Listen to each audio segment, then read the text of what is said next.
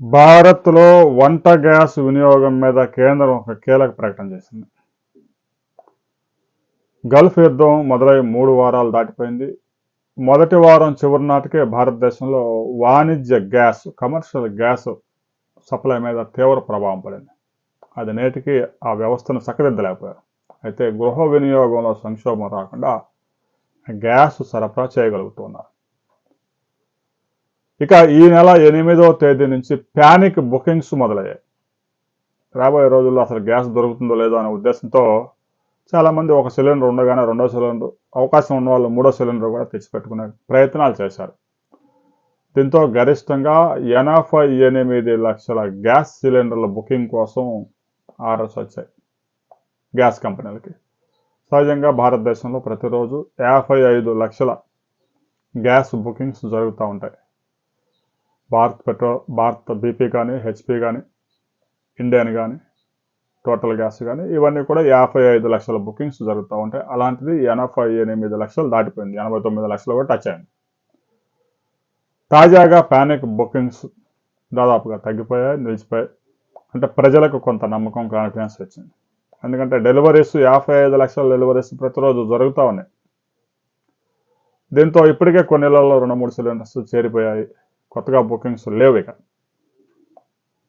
తాజాగా భారతదేశ వ్యాప్తంగా 56 లక్షల బుకింగ్స్ మాత్రమే గ్యాస్ బుకింగ్స్ జరిగాయి. అంటే సాధారణ స్థాయికి ఒక అడుగు దూరంలో ఉంది.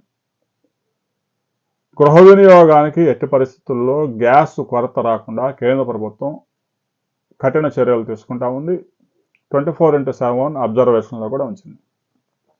గ్యాస్ వినియోగానికి బుక్ చేసిన 24 అవర్స్లో ఓటీపీతో గ్యాస్ డెలివరీ చేయాలని ఆదేశాలు స్పష్టంగా ఉన్నాయి. ఇక కమర్షియల్ గ్యాస్ ఎప్పటి నుంచి డెలివరీ చేస్తారు అనే దానికి సంబంధించి స్పష్టత లేదు. కమర్షియల్ గ్యాస్ హోటల్స్, రెస్టారెంట్లు పెద్ద ఎత్తున ఉపయోగిస్తూ ఉంటాయి. అయితే కమర్షియల్ గ్యాసే ఉపయోగించే హోటల్స్ కాకుండా ఇవి ఏవైతే హాస్పిటల్స్ ఉన్నాయో హాస్పిటల్స్కి, దేవాలయాల్లో ప్రసాదాల తయారీకి, లేదంటే ఎమర్జెన్సీ సర్వీసెస్ ఉన్నాయో వారికి మాత్రం సప్లై చేస్తూ ఉన్నారు ఇబ్బంది లేకుండా. రాబోయే రోజుల్లో ఈ కమర్షియల్ గ్యాస్ని ఎప్పటి నుంచి పూర్తి స్థాయిలో సప్లై చేస్తారు అనే దానికి సంబంధించి స్పష్టత లేదు కేంద్ర ప్రభుత్వం దగ్గర కూడా. ఆయా సంస్థల్ని ఆదేశాలు జారీ చేసింది, మీ దగ్గర ఎంత నిల్వలు ఉన్నాయో చెప్పాలి అంటూ. కేంద్ర ప్రభుత్వం ఇంధన భద్రత గురించి ఎంత నిర్లక్ష్యంగా వ్యవహరించింది అనే దానికి సంబంధించి ఏ కంపెనీ దగ్గర ఎంత నిల్వలు ఉన్నాయనే విషయం కూడా కేంద్ర ప్రభుత్వానికి ఇంతవరకు స్పష్టత లేదు.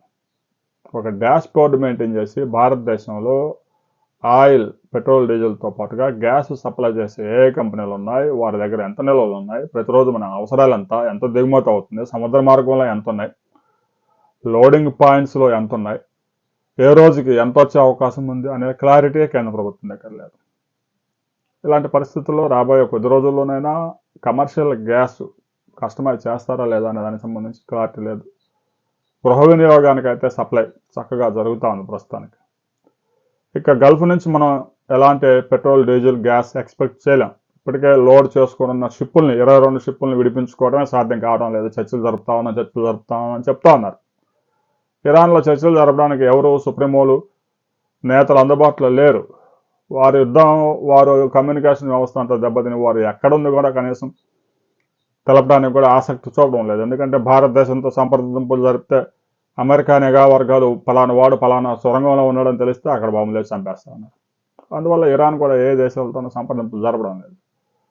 ఇక హార్ముజ్ జలసంధి వద్ద టోల్ గేట్ పెట్టి డబ్బులు వసూలు చేయాలని ఇరాన్ కూడా చూస్తూ ఉంది. దీనికి సంబంధించి అప్డేట్ ఈరోజు రాబోతూ ఉంది. అయితే గుడ్ న్యూస్ ఏంటంటే గృహ వినియోగానికి మాత్రం ఆందోళన చెందాల్సిన అవసరం లేదు. రాబోయే కొద్ది రోజులలో రష్యా నుంచి పెద్ద ఎత్తున చమురు దిగుమతి అవుతూ ఉంది, గ్యాస్ కూడా వస్తూ ఉంది. అమెరికా నుంచి కూడా గ్యాస్, క్రూడ్ ఆయిల్ పెద్ద ఎత్తున కొనుగోలు చేయాలని భారత్ నిర్ణయించింది. అయితే సుదూర ప్రాంతం కాబట్టి ఎక్కువ సమయం పట్టే అవకాశం ఉంది. దాదాపు 22 రోజుల పాటు అక్కడ లోడింగ్ అయిన తర్వాత ప్రయాణ కాలమే పడుతుంది. అదే గల్ఫ్ దేశాల నుంచి అయితే మనకు వారం రోజుల్లో ముంబై తీరాలకి, కాండ్లా తీరానికి షిప్పులు చేరిపోతాయి. అలాంటిది సుదూర ప్రాంతాల నుంచి గ్యాస్ తరలించిన ఎక్కువ ఖర్చుతో కూడుకున్న వ్యవహారం. ఇక మార్గ మధ్యంలో కొన్ని అవాంతరాలు, జియో పొలిటికల్ వార్స్ ఇవన్నీ తప్పించుకుంటూ రావాల్సిన పరిస్థితి ఉంది.